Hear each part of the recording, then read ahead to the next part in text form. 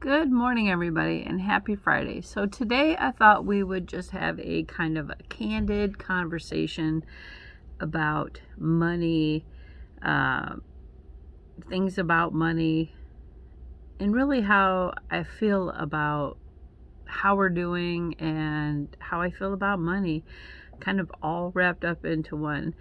So, so let's just start from the beginning. So, being on a more established budget, I should say, or being on a debt-free journey, having the ultimate goal of the security of having, a stable savings account, having money in there, and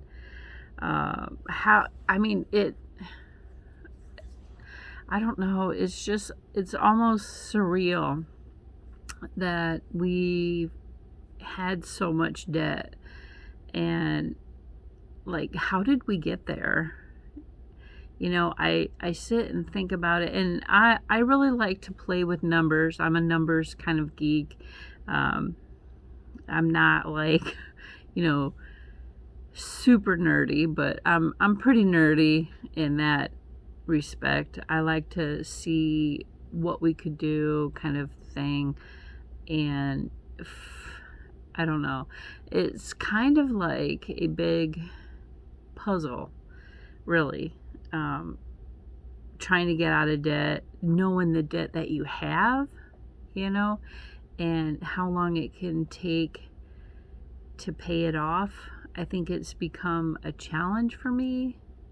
So, with making it a challenge and seeing how fast we can pay stuff off, I think it helps.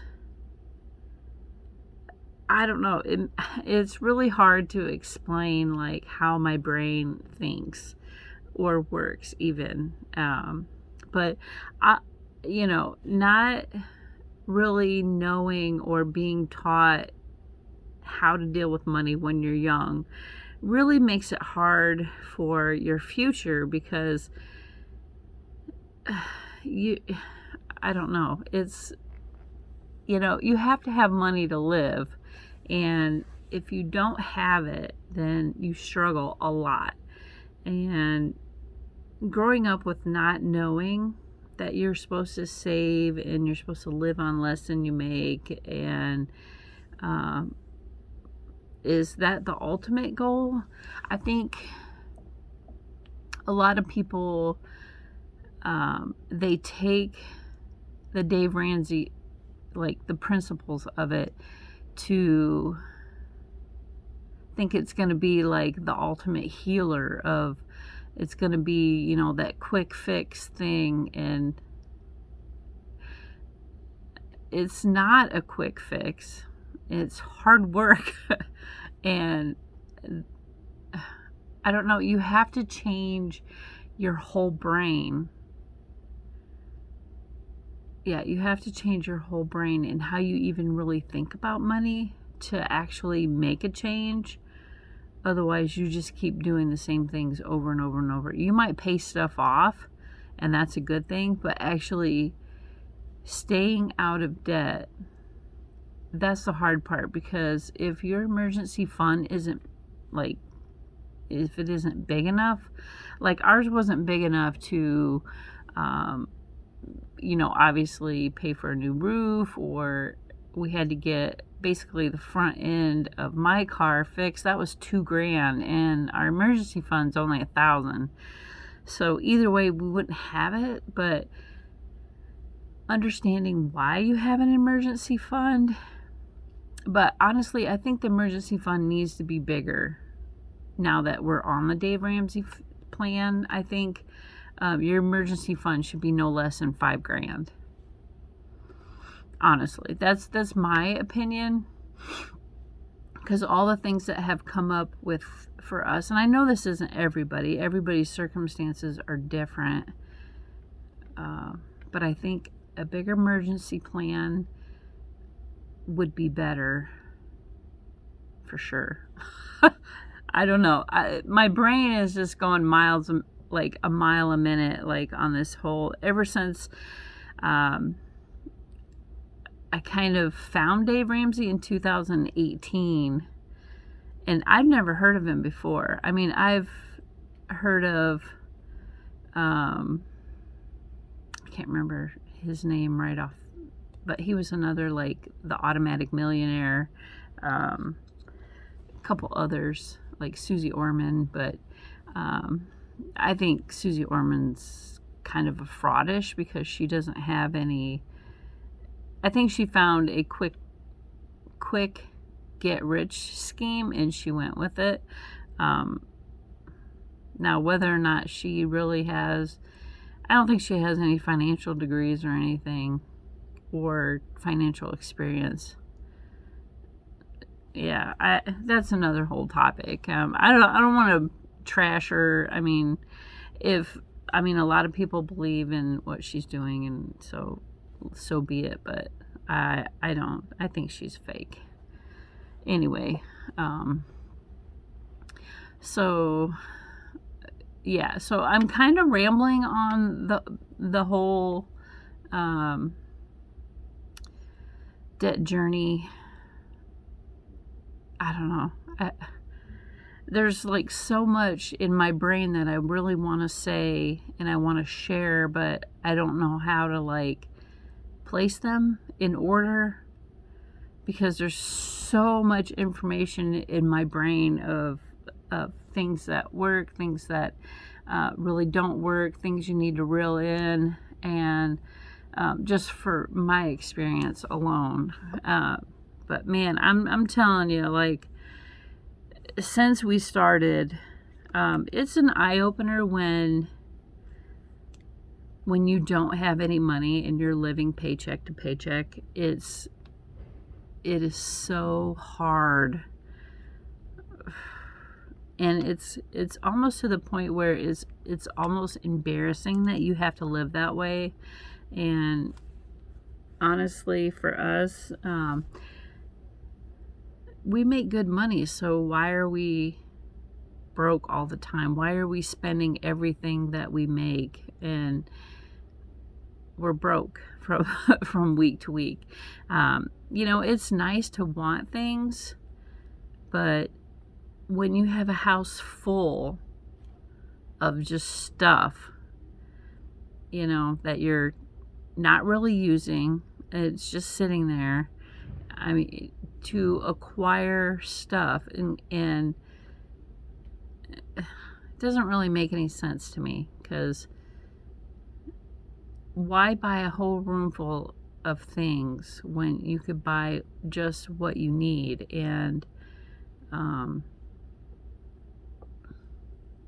save yourself a lot of money kind of thing. Now, this does not include people who prep or whatever, because I kind of prep a little bit. I mean, I do a lot of canning, but that's to feed ourselves, kind of thing. It's not really to save till the end of the world. That's not it at all. I want to be self-sufficient, and being self-sufficient also means being able to handle money and provide food for myself that I don't have to buy at a store, and I can store them when I need them, so I don't have to buy those things all the time. And I honestly wish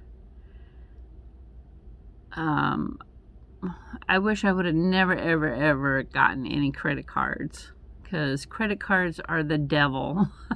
They really are. People use them as free money and then they never pay it back. And it gets you in trouble very quickly, because it always seems like there's a crisis somewhere. Like something is happening, something needs something, and it requires, funds. And using a credit card, like, okay, I'll pay for it now and then pay it later. It doesn't always get paid because something else. It's like life moves from basically crisis to crisis, or, you know, unless you live out in the woods with you don't need a job, you don't need money, and you just live off the land, your life would be perfect, you know, until a bear came, or a wildfire, or a tornado, you know what I mean? Natural disease. Yeah. So that's kind of what life is like. It's one crisis to the next. But yeah. So is the journey worth it so far? Yeah. Is it easy? Nope. Do I think it's worth it? Hell yeah. Am I tired? Yeah, I am. But it's gonna be worth it later to sit here and say that someday, not in the very near future, that we did it and it was a struggle, and I'm so proud of us, and we're so much in a better place. That's where I want to get to. That's the reason why it's gonna be worth it. And I really want to help people. I really want to help people and show them that you don't have to make a lot of money to get out of debt. We don't make a lot of money. And does it help with two incomes? Yeah, it does. So if one of your head of household's not working, I suggest that you either get a part-time job, because it's so much easier to juggle things when there's two incomes than when there's only one. Yeah, but we don't have children either, so I couldn't imagine having 3 kids on the income that we have. It would be devastating, literally, because it's hard enough to try to feed and juggle yourself, and then you have put 3 kids on top of that.